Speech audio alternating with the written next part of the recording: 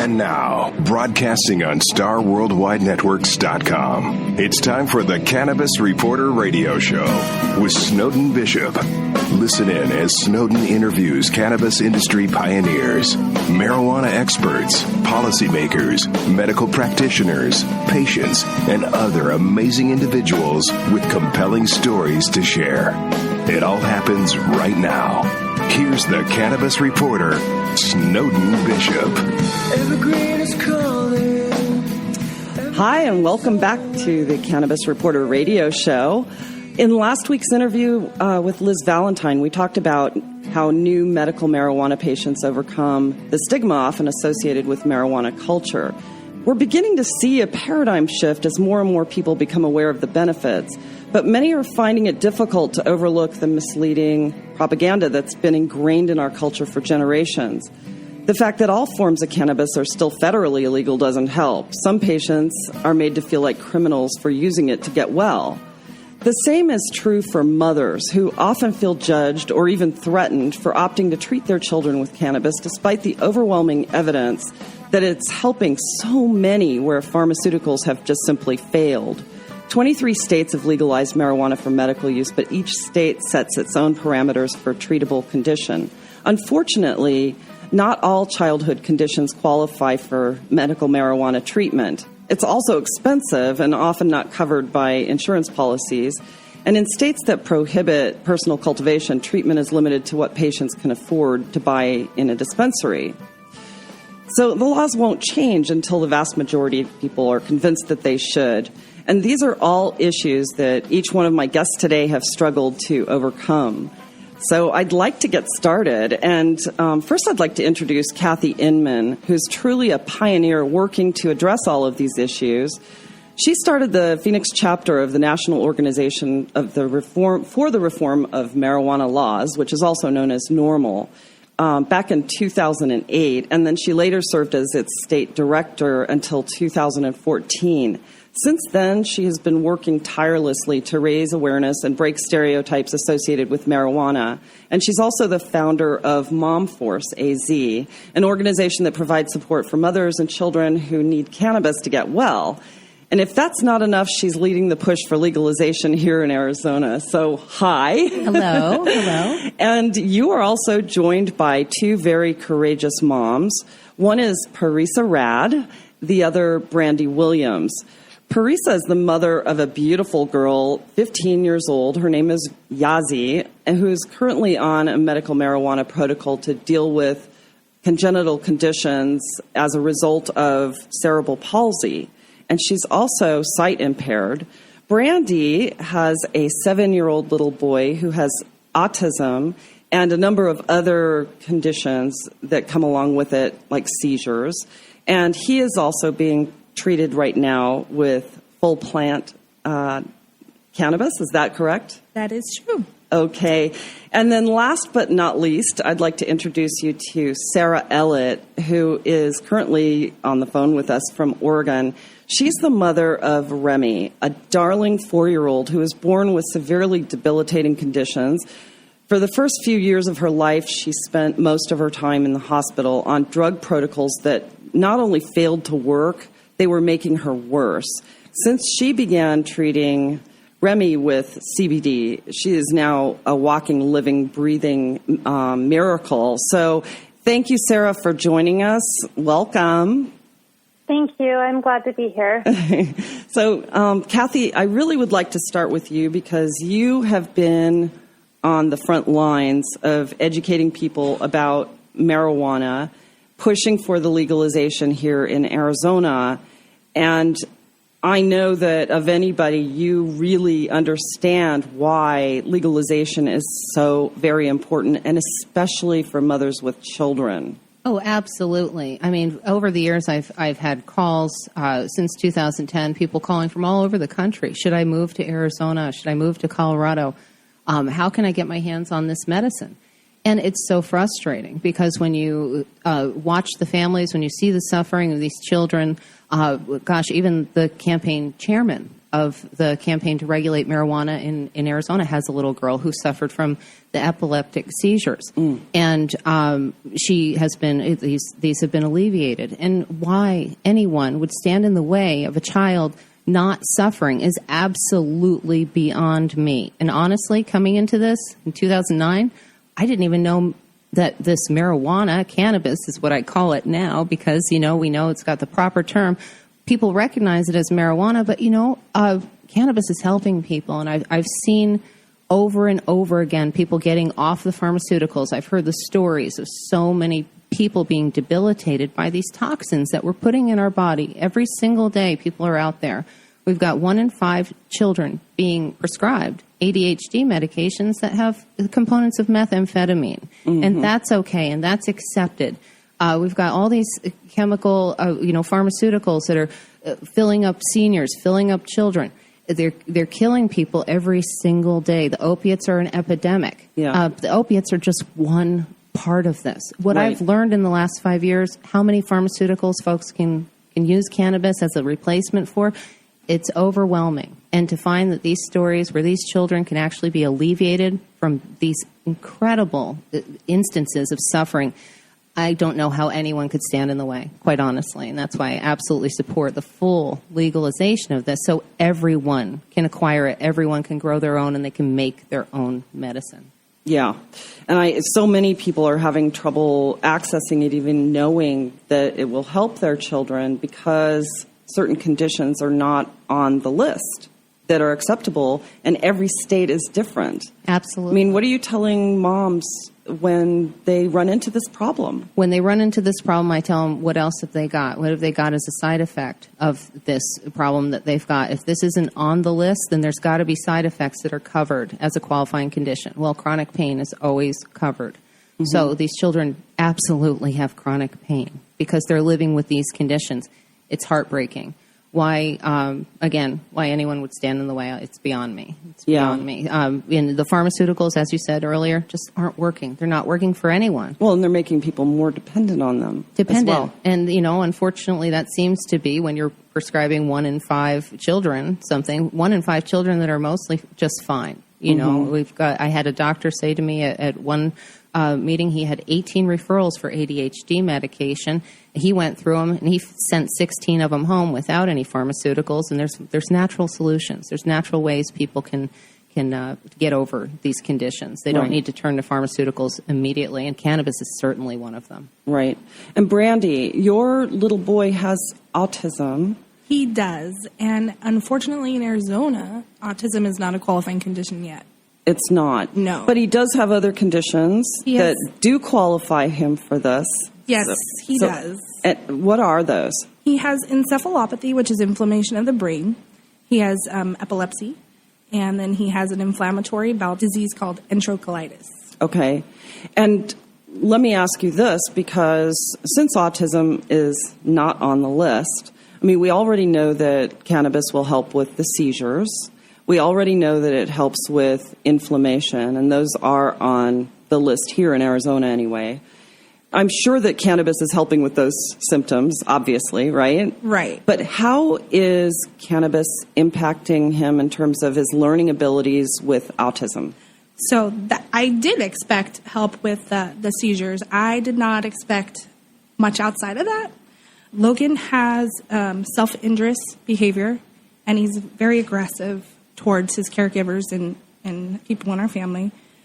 We have a HAB worker who has been documenting Logan's behavior for quite a few years now. And we were documenting that Logan was banging his head 75 to 150 times per day. Wow. Yeah. It's really hard to watch. Yeah, I know. Now that we got the dosaging right and we got the right strains, he's down to banging his head about 3 times, and most days none. Wow, so you've actually physically seen the difference that cannabis is making in his life. It has changed our lives completely. We've lived a very isolated life. We couldn't take him to the grocery store. We couldn't find a proper school for him. Not even autism-geared classrooms would be able to handle Logan's intense behavior. So I homeschool. Yeah. He has broken many objects in the house. I'm sure. It's just, there's so many issues going on there. There's sensory processing disorder where everything is just so overwhelming for them. Too much sound, too much taste, too much color, Then there's speech apraxia. If there's something bothering him, he can't tell me. So what that looks like is he melts down, and I have to figure it out. There's social impairment, there's fine and gross and motor skill impairment, executive dysfunction, anxiety, OCD, all kinds of different comorbid conditions. And depending on the severity, it could be a slight problem or it could be a big problem. Right. And for us, it was a very big problem. Yeah, I can imagine. Is he now able to interface with other children at all? He is. He's very interested in socializing. He's actually going up to strangers and giving them a high five and making eye contact. Eye contact is huge for these kiddos. And this never happened before you start treating with cannabis? No, we could scream his name 10 times in a row and he would never look at us. And now 8 out of 10 times when we call his name, he'll respond. He's making gestures. In the first 2 months, he added 180 words to his vocabulary. And we're used to seeing a regression. He'd gain skills and then he'd regress. But he's been on cannabis for a year, and he just keeps adding skills. He's not losing any skills. Wow. There was a 56-point reduction in his ATEC score. And ATEC is, you can find the ATEC test on Autism Research Institute website, and it just goes through all the behaviors that are associated with autism. His score was about as high as they get. It was like 153, and 6 months into cannabis, we took the test again, and it went down to 97. So, wow. And we've had access to early intervention therapy. He gets more therapy than most kids on the spectrum. We've been doing therapy for 4 years. For 4 years, and we've never seen this much progress in my son. That's incredible. Kathy, let me ask you this. Stories like this, I'm sure that Brandy's not, alone in this, obviously. I mean, we're here with 3 very courageous moms who are going through these trying issues. But how often are you able to get this kind of story to the state legislature or to the voters? Quite honestly, I've done a few YouTubes. I've been trying to get people to feel brave enough to go on YouTubes. These gals are here. They are brave for coming out, honestly. I mean, because we just have a hard time. In 8 years, how many people really come out into the light and say, using cannabis for my kids, I use cannabis as a mom even. I mean, as an adult, people don't want to say, even when they have a card and they're using it legally. This has been very difficult to get anyone to speak up, be on camera, especially get it to the Arizona state legislature. I send them emails on a regular basis, and maybe we need to include a YouTube of you gals, because we certainly they've seen this information. They know this information. They're ignoring this information, especially the people at the Arizona. We have very few friends over there. We do have a few friends, though, right. Fortunately, thank goodness. But the overwhelming, it just seems like majority is working with our county attorney. And maybe not the majority, but a delightful few are working with the county attorney and carrying on his good message of prohibition. And, these are the folks that we're trying to get to. And, honestly, we've got Representative Paul Boyer, who used to sit as the head of the education committee there at the State House. I don't know that he's still holding that. I think he's on the health committee now. Health committee. And he ignores this science constantly with me. And he had agreed to meet me in a public forum, but I believe he could be backing out. Maybe we need to put some pressure on him, because he has the power to educate people about this sort of thing. And that's what I've been trying to get through to him. But we've got a block, and our county attorney is working with the prohibitionists, the head prohibitionists up there. Arizona for the responsible drug policy are the people that are against marijuana in all its forms, in any way, shape, or form. But boy, they're taking money from big alcohol no problem. They've gotten their check. It's a good sizable check, and it's documented. Pharmaceuticals too. I'm sure that's coming. They haven't documented that, but fortunately, there are some good watchdogs out there, letting us know where the money's coming from for these anti-marijuana groups. And when they're taking alcohol money, it kind of says something to us when we know that we lose thousands of lives every year from alcohol, and marijuana's never taken a life on record, and it's helped so many. Right. Well, and when people hear a story like Brandy's or Parissa's or like Sarah's story, I mean, they'd have to be complete pariahs not to really understand how incredibly important this issue is. For many months before the stories started piling up and they started becoming national and they were really out there, these same people said this is not medicine. They laughed at people like this for even suggesting it. Yeah. And they just turned a blind eye to it. And my feeling is that if you've got something that you think is bad, do the research on it. We also had a block of research a couple of years ago. I was involved in the Recall Ye campaign because she was the head of the committee to do the hearing on whether or not we were going to have marijuana research funded with our own money from the marijuana account. And she said, no, we won't even have a hearing on that because we're, just kind of and because it's still Schedule 1, according to the federal government, it bars you from really doing any meaningful research. It does bar you from research, but at the same time, when we've got this money, we could have done something in-state at our own University of Arizona, and instead they fired the one doctor that wanted to research it. So fortunately, she's gotten that permission now in Colorado, and I've been behind her every step of the way. In any way I could stand up for her. Yeah. I want to come back to that, but Parissa, I really want to hear your story too, because your daughter is beautiful, and thank you. I can't go without saying that I actually watched this video of her giving a hug to Justin Bieber. Yes, and that must have been a real highlight for her. In fact, she wanted to be on stage with him. Yes. I was laughing. It was really cute. But she has cerebral palsy, which you wouldn't really know at first glance from looking at her. But she's a beautiful teenager. Thank you. Yes, she is. Yazzy's struggled with many health complications her whole life. She was born at 23 weeks gestational age, weighing only 1 pound. And so she does have cerebral palsy. She's also completely blind. And that was at birth as well. Yes. She's now 15. And a couple of years ago, 2 years ago, she had a spinal fusion surgery because she has scoliosis. She developed some complications due to the surgery, and she now has SMA syndrome, which is a life-threatening condition. She recently did meet Justin Bieber thanks to Make-A-Wish. They're an amazing organization.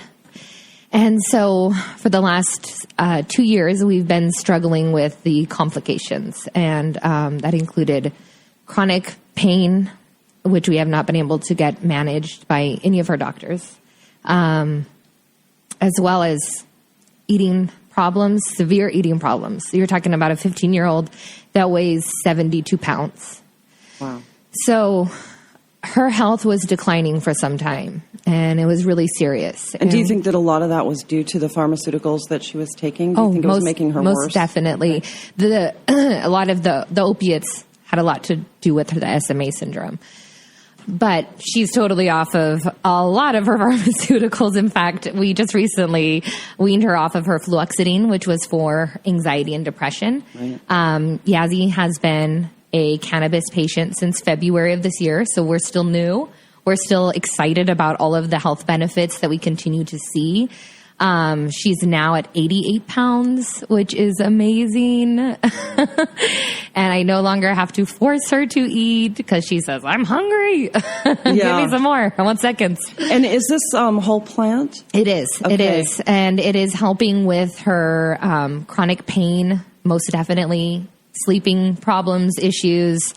And this spasticity in her musculature, is it helping with that as well then? It is helping so much. Everything. I'm seeing improvements in just her attitude alone. You know, her telling me I'm happy. You know, that's something huge for us to hear. She was been on so many medications her whole life to help fight depression and things that come along with being a child with severe disabilities. Life is tough. You know, things are harder than the average person. For her, but for her to say that she's happy, it just makes my day, my life. Yeah, it's a great thing to hear and to see her eating, because then when she has enough food in her body, then she can function and she can learn and she can thrive again, you know? So, and prior to putting her on a cannabis protocol, you really didn't know a whole lot about marijuana in general. Yes, this is true. And we had to go looking for the information ourselves, because I wasn't getting the answers that I wanted from the doctors. I was seeing my child suffer. So I had to take matters into my own hands, I guess you could say. But thankfully, we found cannabis. And I was like many of the mothers that Kathy mentioned. I was scared. You know, this is the first time I'm going public talking about this, because I feel so passionately about it now. Now that I've personally have seen the positive effects that it's had on my daughter, I want the public to know, so we can maybe save other children from suffering. Yeah. Sarah, I want to bring you in too on this, because your story is so moving as well.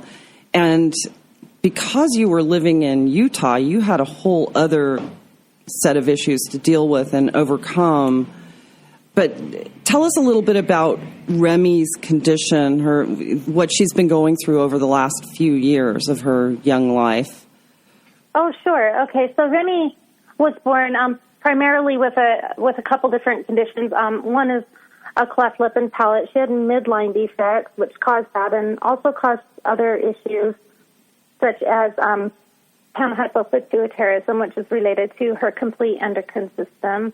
She also has other conditions such as hypotonia, and she was not doing very well. She couldn't even walk. So much opposite of someone with cerebral palsy, she would actually be very, very flexible, and that would cause her to have injury, and she was unable to even walk or do many of the things that most children can do, such as eat, chew food, swallow it. It just caused so many problems. And you had her on a feeding tube for a number of years. Is that right? Yes. She that was the only way that she could eat. She couldn't even take even a drink of water by mouth or chew on, even a simple food. Yeah.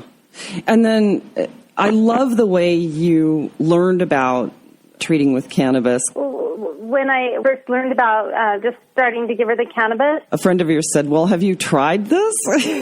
Yeah. It's completely illegal in Utah, with the exception of epilepsy now. So I know that there was a lot for you to overcome there.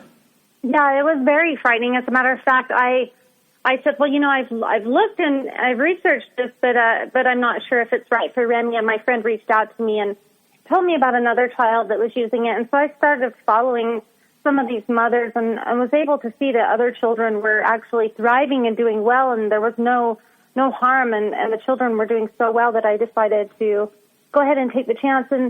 And yes, I'm, in Utah, I made an effort to go ahead and heal my child in a state that will not allow it for children with her conditions. The only children in Utah that can take cannabis are those with epilepsy. So this actually forced you to take Remy up to Oregon. At that time, correct me if I'm wrong, but I believe that you had access to a program that allowed out-of-state residents to visit Oregon and treat their children. I did. I fit into a very small window of time. Legislature in Oregon actually turned that around this year. There's no way for anybody to come in from out of state and get a non-resident license. Health card for their child. And so we fit into that window. I was able to treat her during that time period in Oregon. As the legislature changed everything, though, we were forced to make a decision whether we would go ahead and move to Oregon and treat her. But before those decisions were ever made, it became very obvious as I spoke up at legislature and the media, finding out that, we were using cannabis. It just became obvious that we had to make the move. Yeah. Well, and also you were threatened. We were, yes. Yeah, and DCFS did come to my door. They asked me about using cannabis. I literally packed up Remy's stuff. I packed up everything. I packed up all her medicine, brought everything. I forgot her clothing, but I brought all her medicine, all her pumps, all her alarms, everything, loaded up our car, and we came to Oregon, and we've had to start our life over. My home is still there, and we live in a small apartment. Our life is completely different than it ever was, but Remy is off of a lot of her medication. She's no longer on oxygen at all, not during the night, not during the day. She's without oxygen now, and she's decreased so many of her medications, and she's doing so well right now. I'm so happy to hear that. I mean, I've been following your story. Actually, I did an article on Remy several months ago that's online, and if you wanted to read more about her story, it's called Sweet Small Remedy. It's on thecannabisreporter.com. But it's amazing to me to see the progress since I started following you. And I don't even remember how I found you, but I did, and I was so touched by what you were going through and what Remy was going through, and the fact that you had to make such huge personal sacrifices for you and your family in order just to get the treatment that would keep Remy alive. It's just astonishing to me what you had to go through. So, oh yeah. Yeah, and I guess, Kathy, we're pretty lucky here in Arizona, honestly, that we do have a medical marijuana law. We're very lucky. Albeit not perfect, but it still enables parents like Sarah to seek treatment without being, without the threat of Child Protective Services taking their families away.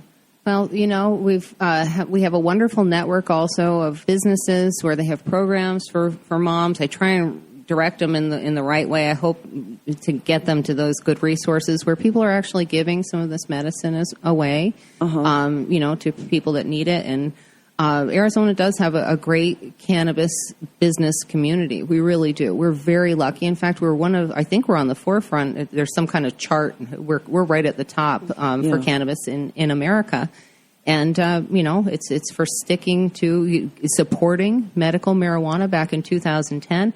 We won that by less than 5,000 votes. Right. So if we didn't get that, we wouldn't be where we are in Arizona today. And that's what the prohibitionists, they fought like tooth and nail back then against the medical because they didn't want this proven. Right. Of course, they didn't know, like many of us didn't know. I didn't know either. All I know is they were coming. They had a campaign and they had an angle. And I thought, well, you know what? This is something that saves people from alcohol abuse. It saves people from pills. And I knew that coming in 2008. So I knew, whatever it was good because this is wrong. This was an injustice, this cannabis prohibition. Here we could have, been a felon. Mm-hmm. We were a felon if we had as much of a seed or a little bit of a joint, with us, a marijuana cigarette. On our person, people have been felonized for this. Oh, yeah. And they're still felons. And so many can't vote that were just caught with a little bit of marijuana. So we've got a vote coming up, where we can vote. And we can. And I just say, for heaven's sake, vote yes. There's so many out there. Yeah, there's really no reason not to. We've got opposition in different forms out there. And we just need to get out there, register, and vote, for heaven's sake. Right. With all there's a growing movement. It's obviously gaining a lot of steam right now where people are starting to go, oh, duh. Right, yeah. So, but there's still that stigma. There's still that 80 years worth of bad propaganda, starting with reefer madness, that's ingrained in our psyches. Absolutely. Here. And so a lot of people are opposed, and they're like, well, you've got medical marijuana. Why on earth do you need to legalize and give drugs to all our children? Right. What do you tell them? I mean, what is the real importance of legalizing it, especially when it comes to moms and children? Mm-hmm.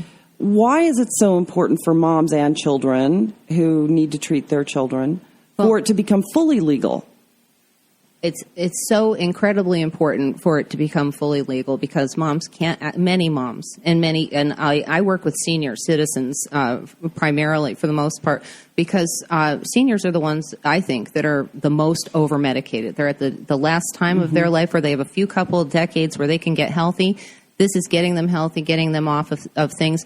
Moms, seniors alike, many of them can't afford to pay $300 a year to have a license to use medical marijuana. There's still another batch that'll never touch the stuff, just like my own mother. She'll never touch it because it's illegal. As long as a product is illegal, there's many, many, many good people who aren't going to go near it. Whether they advocate for its benefits or not. Absolutely. Because, it's illegal. It's still illegal. And yes, it's going to be illegal federally, and, hopefully we'll keep it illegal federally, because quite honestly, as we were talking earlier, this is the last bastion of freedom also that we can vote for our states to have the rights to have their hands on this, to grow it our own way before it becomes a federal issue. The pharmaceutical companies take this over, like they have so many things. You've got, CVS is the number 5 on the top of the Forbes 500.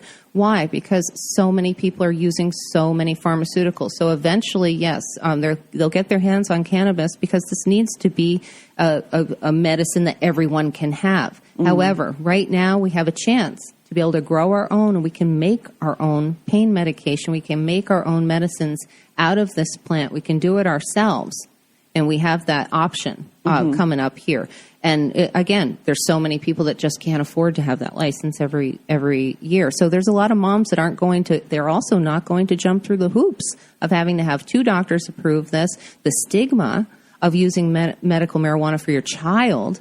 These are things that we need to get past. And when it's legal, so many more people will understand it, try it for themselves and see if it works, try it for their kids, and they will, because they'll be able to formulate it themselves, make it themselves. They'll know what they're getting. And, and I know, Brandy, do you make medicines yourself? Did I hear something? I do. I really have a hard time trusting what is going into these plants at the dispensaries. And I can't blame you. That's a really good strategy. Whole other conversation. Yeah. Yeah. Sarah, I wanted to ask you, because now that you've settled into Oregon, you have the privilege of living in a state where it is legal on a recreational level. Do you feel that the level of acceptance in the general population, when you're telling people that you're medicating Remy with cannabis, do you feel like you're in a warm, inviting community that's supporting you 100%? I do. On so many levels, I do. And it is still a tough subject when it comes to being inside the hospital system. There are many people that have personal opinions, but overall, even if they support it, they cannot professionally support it. So there's some doctors that will say, on a personal level, that they support it, but that, their hospital cannot advocate for the use of it or recommend or, even, prescribe, And so, even though there is some support, there's a great amount of support, there's just not a lot of support within, the hospital community. And I do think that needs to be addressed, but, of course, it's just been great just to be able to give it to her, and no one in that hospital will actually refer me over to Child and Family Services. They understand, they see it, they know. She's gained 6.5 pounds in 1 year. It's just miraculous. She's been amazing. Yeah. Parisa, I want to circle back to you real quick, because you have a teenager, and, I'm just wondering, has there been much backlash for you in terms of the acceptance of people that work with her, or peers, schools, moms of other kids? This is the first time I'm really speaking publicly about it. Okay. We have talked to our family, our close friends, people that work with her closely, her HAB worker, her respite worker, that type of thing. So they've been very understanding, and they see the progress that Yasmin has made. I have yet to announce it to her school, just because she doesn't medicate at school. I didn't want to the stigma's still out there. Exactly what Kathy was saying. You know, as soon as we break that, then I will feel more comfortable and feel like it will be a safe place for me to talk about it. Yeah. But nobody can deny her progress. I mean, just looking at her, you can see I've had to buy her new clothes. They don't fit. You know, she's just doing so well. Like I said, when I first saw the images of her, you can't tell right off the bat that she has any of the spasms and that sort of thing. She seems so composed and, you know, beautiful. I know you have to run, so I'm going to say thank you to you. Thank you for having me here. Oh, you're welcome. But stay put. Anyway, so let's get back to this. How many secrets do you think are being kept out there in the community, Kathy? Oh, there's tons of secrets. And, you know, also on the moms thing is that a drug dealer does not, or they don't ID. A drug dealer doesn't ID. Right. So when you go to a drug dealer, they also offer other things like heroin and methamphetamine to children. They have a little potpourri of drugs that they want to sell you. Now, when marijuana is legal, it's going to put that guy out of the marijuana business. Right. Because people will be buying their marijuana from stores. So this guy doesn't need to stores that are regulated as well. So you'll know what it is you're getting, because I doubt very seriously that the average drug dealer on the corner is telling you whether you're getting an indica or a sativa or whether it's, you know, ratio of CBD to THC, and you don't know what you're getting. Precisely, and you don't. And, you know, people they're doing a good job on their own. They have for decades. But what's happening now is that since we're making this a science, they're really getting it down. And so they can pinpoint it. Gee, this strain's going to work well for this ailment. This is going to work for you, and likewise. So that's why we need to have this regulated. We need to know what's in it. We need to be able to go buy it from the stores. And again, when that happens, then the people on the street, they don't have that. The marijuana business is going to dry up. Sure, they're going to keep, unfortunately, selling these other things. But kids, overwhelmingly and unfortunately, when they're looking for something, they're going to a guy like that, they're looking probably for marijuana. So when they look for marijuana, they're not going to have that option. Marijuana will be around. Yes, they're saying, oh, gosh, all the exposures in Colorado, all the kids have been exposed. Well, those are exposures that they weren't exposed to possibly poisonous alcohol or pills. Right, and pills, they don't have that same stigma attached to the pills that they're stealing from their parents' medicine cabinets because they were prescribed by a doctor. Precisely. Right? Yes. So then when they go to the street dealer and they say, do you have any of these pills? And he says, no, but I got something that's just like it. Right. Exactly. Heroin. That's our now heroin epidemic. Now you've got epidemic. a whole new epidemic. Right. Absolutely. So you've got the overprescription of opiates just kind of nationwide here, and this is really an America problem. This isn't happening in other countries the way it's happening here.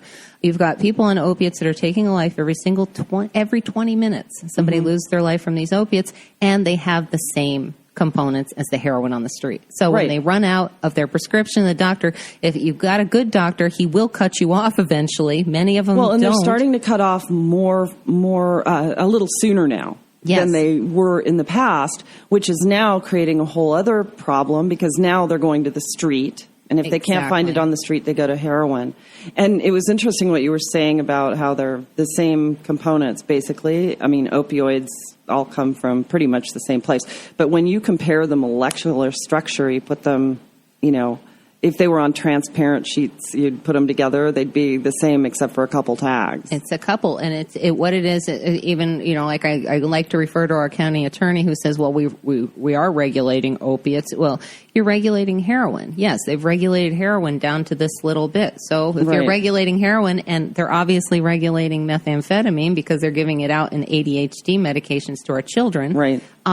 They need to regulate marijuana as well and regulate it. And let's take it away from the drug dealers.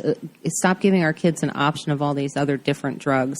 And, they're going to find it, but they're not going to find these other ones that actually take their life, which is beautiful. And that's why I think we see NIDA has come out with the surveys about our kids. The last survey, monitoring the future survey, says that kids are taking less drugs and alcohol. There's certainly less overdoses from drugs and alcohol across the nation as we regulate marijuana.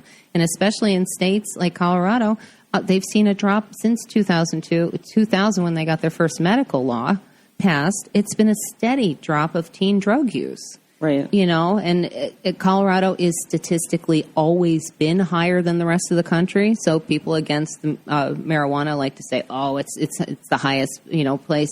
More teens were using marijuana there. Well, more teens have always used marijuana. It's not the legalization that's affected that.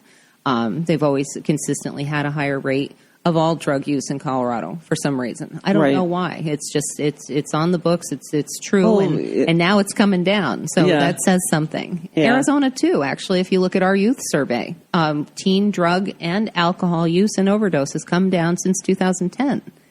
And yes, there's other drug programs, anti-drug programs, but the big difference since 2010 is we have a medical marijuana law, and people are getting an honest education about drugs. Right.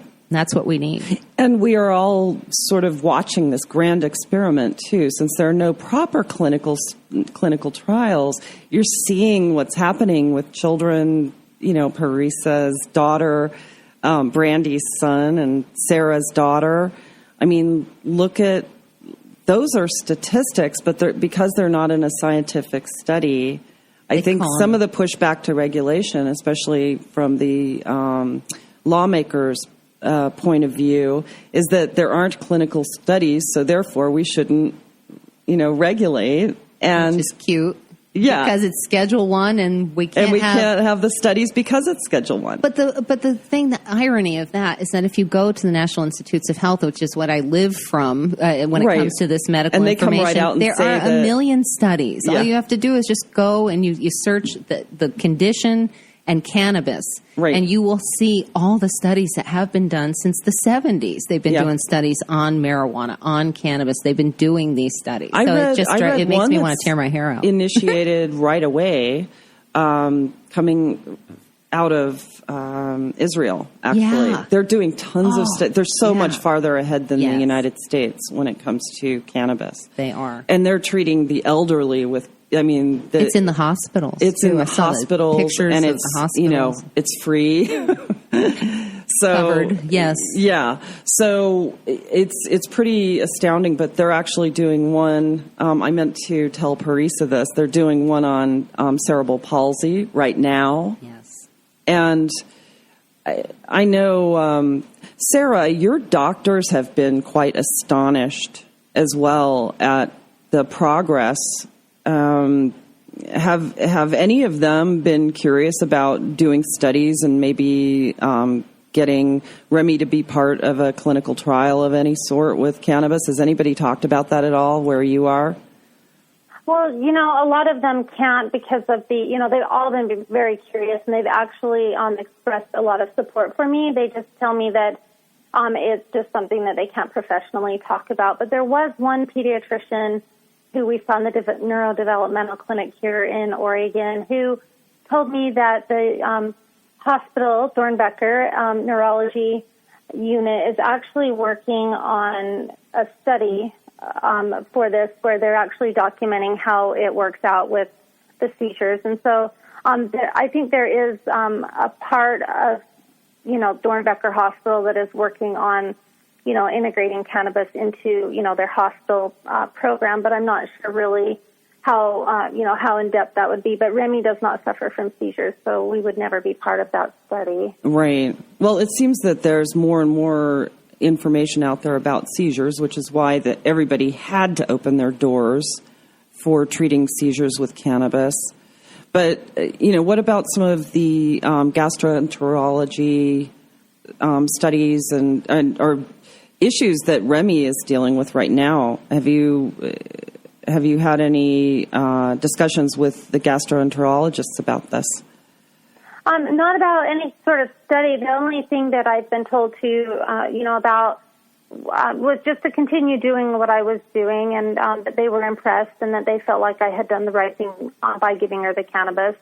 They, that was on a personal conversation that I had with her gastroenterologist. But it was an amazing visit in that she just really felt that I had done some excellent things with Remy. I've been told across the board with each specialist that she has that she looks much better, and they're very optimistic about her. There's been several different medications that have been dropped after the doctors have seen her. They've suggested removing some of these medications, and that has been up to them to go ahead and remove those medications, but not one doctor has ever said to go ahead and remove the cannabis. Interesting, isn't it? Yeah. It is. Yeah. Oh, she's beautiful. If you look at her pictures, I mean, we wouldn't even have to say anything. You can just look at her pictures and you can see where she was and where she is, and just the growth, even just watching her hair is so long and beautiful, and it's grown so much. And, I mean, it just shows how much nutrition she's actually getting because now she can eat real food. Yeah, I'm actually, if you'll send them to me, I'll post them and update the article about Remy, because I think it's really important for people to actually physically see the difference this is making in these children. And Brandy, I'd love to do the same thing with you as well. I mean, chronicle the journey from start to... We have been. We have a hab worker in our home 40 hours a week. We have 7 different therapists. We have 5 different doctors. And they're all blown away. They're actually sending me kids that they can't help. And that's one of the tricky parts, is finding the qualifying condition for autism, because it varies. So yeah. And I'd like to add something to that. When I listened to Brandy talk about the therapist, we were, of course, lined up for many of those things, but because of our transition from Utah to Oregon, we have missed out on so much therapy trying to, get things in line. And it's interesting to watch the amount of time that we spent in therapy and then without therapy, how much progress she has made. And it's not, disregarding anything that therapy does, but it's just that the cannabis has really helped Remy just to pick up and do the things that she would need to do without having anybody there to really work with her and support her. So it really has filled in the gap when we couldn't have the other things in place that we really do need. So I can't even imagine how wonderful it would be to have cannabis and the therapist working together. I'm sure you've seen amazing results, Brandy. Yes, actually, we couldn't get Logan to actually sit long enough to work with the therapist, and now he's sitting at a therapist table, attending a therapist-led task, completing 3-step instructions. So, yes, it's actually, before he would just run away from the therapist. There was no engagement there whatsoever, and they had to rewrite his goals to make them easier because he was not reaching his goals. And now that he has a cannabis, they're writing goals because he's reaching his goals. We had to work on lacing beads for 4 years, and he couldn't do it because of the limb apraxia. And now he's mastered that goal and a whole lot more. So it's amazing. I'm very impressed. I was not expecting this much. I knew cannabis would help with the seizures, but I had no idea it would make this big of an impact on Logan. Yeah, I think a lot of people wouldn't know it. Yeah, a lot of people think of Asperger's, just some personality quirks. It's not a lot of people. My son has like the type of autism nobody wants to talk about. The kids that have to be in 4-point restraints when they visit the doctor, and it's So I don't want the people out there to think, we're giving kids that just have a little personality quirks or whatever cannabis. Logan needs a lot of help. Although I can't help but think that even the children who suffer from mild cases of Asperger's could benefit in terms of the focus and that sort of thing. So, your case is very extreme. I'm sure that other people could benefit from it, but do they have those qualifying conditions? Yeah. That's, and I know a lot of autistic adults. So a lot of people think autism in children, but there's, varying spectrum of autistic adults as well, and autism is brutal. My son was afraid of the world, and now I can take him to the grocery store, and he's saying hi to people, and he's petting animals, and we used to have to sit next to my son with my nieces and nephews, because if he became too overwhelmed, he would pinch their face or bite them. And and now he's following him around and letting his nieces or his cousins play with his iPad, and that's something that would have sent him into a 3-hour meltdown. You know. So. Wow. Yeah.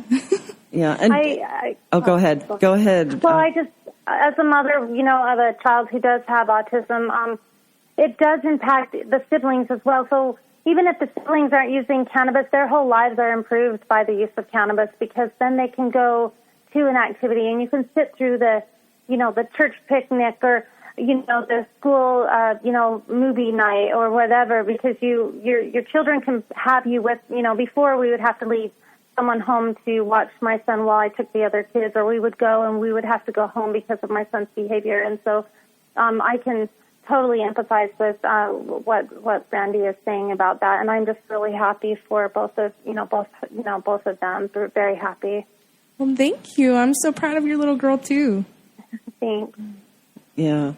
Well, I think that it's just so important to keep speaking out about this. I mean, you know, I'm so touched by all of your stories, and you know, it's definitely worth following. And I think that the more people learn about these very real, heart-wrenching conditions that these children are dealing with right now, and moms are dealing with right now, you know, and until people really fully understand how miraculous cannabis can be for these situations, you know, we're still fighting an uphill battle. So, Kathy, what do we do? Educate. That's all I've been doing. It's all I've been talking about for years. And you live and breathe this. Many people, you know, they're out for the cause, but they're not educating. They're out there, you know, leading a charge to fight this or fight that. Well, we've got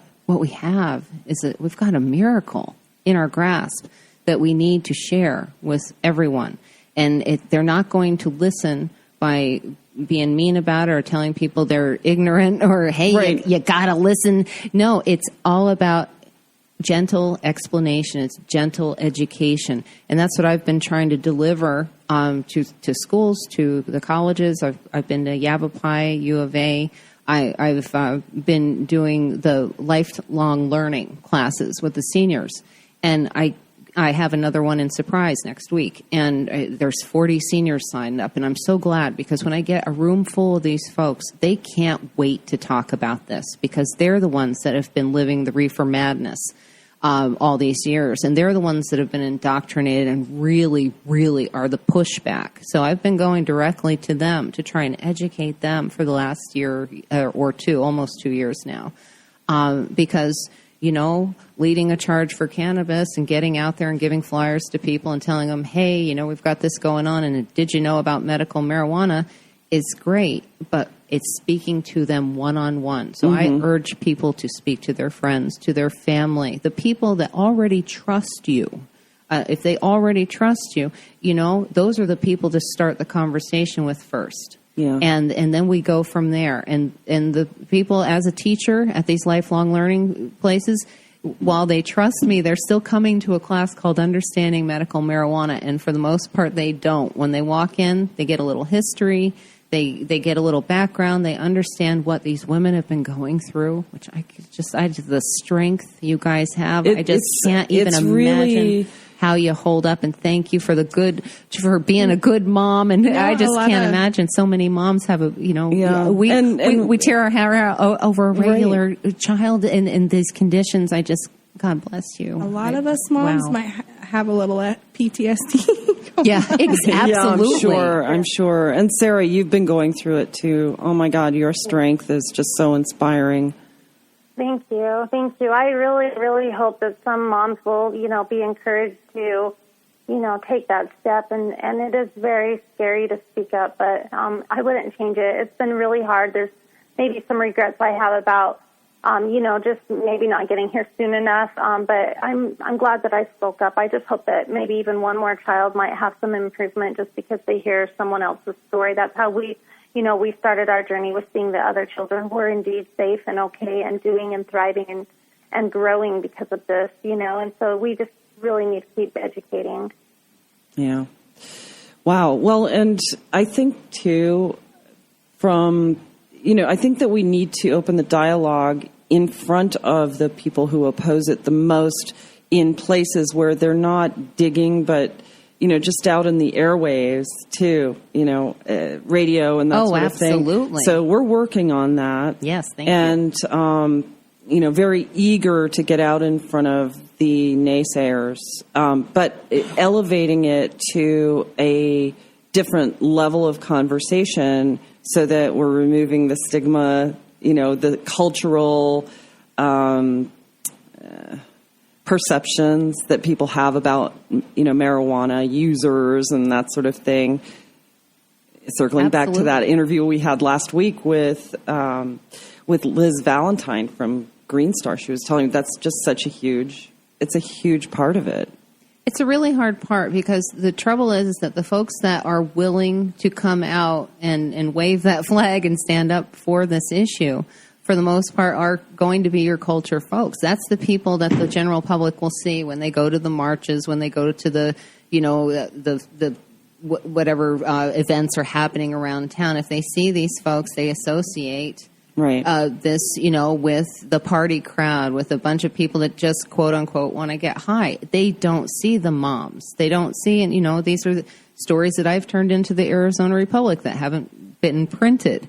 I turned in a little op-ed about the people you don't see. Mm-hmm. When there's a parade happening, they see the parade, but they don't see the moms. They don't see the moms that work with with their children, and they get this relief. They don't see the seniors that were once diagnosed with Alzheimer's because they were on 20 pills and now got their job and their ability to drive back because they are using cannabis instead of half of those pharmaceuticals. These are the stories that I've been seeing, and these are the stories that need to be out there. And the more we get these stories out there, the better. But these are the folks that don't want to stand up because over the years, as I've said many times for NORML, is that these are the people that we stand up for, the people that don't want to lose their jobs, their homes, certainly not their children. They don't want the stigma. They don't want to put their face out there. But the more regular people that come out, the more regular people are going, this issue does stand, another look. We need to look at this again. And that's why I've been, I even talked to, Sheriff Joe Arpaio about this, because I thought if we've got this information, if this is such an injustice, why? I'm going to take it to the highest bench I can take it. And you have America's toughest sheriff, so I brought him the information and he even understood about the medicine. And he said this needs to be a medicine that we can write a prescription for, because he understands this is helping people. And that's what's important. And that's what the other lawmakers in this state need to understand. It's helping people. And that's what's wrong with that. And that is just so incredibly important. So absolutely. Wow, what a conversation this has been. I'm completely inspired, and thank you so much, Kathy, for the knowledge and the work. And man, you are a pioneer. And thank you. Thank you for having us. You're a foot soldier, aren't you? Actually, Keith Strupp, the founder of NORML, called me a foot soldier in the war against the war on drugs, and I'm proud to be that. Exactly. And Brandy, thank you, and I wish you all the best with your son. And I want to keep in touch, and I'd love to post his journey. So let's talk about that on the Cannabis Reporter. And Sarah, once again, thank you. And you're incredibly inspiring as well. My God, the strength you've shown is just more than any parent should have to endure. Oh, thank you. Thank you for having me. This has been a really great conversation. Well, certainly welcome. So thank you. Thank you to all of you. Kathy Inman, Parisa Mansouri-Rad, Brandy Williams, and Sarah Ellett for sharing the incredible journey today. We'd love for you to get involved. Kathy Inman is leading the charge for momforceaz.org. So if you're interested in joining that crusade, please look up her website, momforceaz.org. And AZ Mamas at azmamas.org or just mamas.org. We have a Facebook, AZ Mamas, and there's a mamas.org for everybody around the state. So any state that has medical cannabis, there's Okay. a Facebook chapter. Excellent. Okay. And of course, you can visit thecannabisreporter.com to learn about all of our guests today and their journey. And I'd also like to extend a great big thanks to Star Worldwide Network and Kyle Pratt, our amazing engineer for today's show. And thanks to all of you for listening. I'm Snowden Bishop, the Cannabis Reporter. Over and out. Until we meet again, make it a great day. Evergreen is calling. Evergreen is always where I feel fine. The blue is blue falling, and sheets made for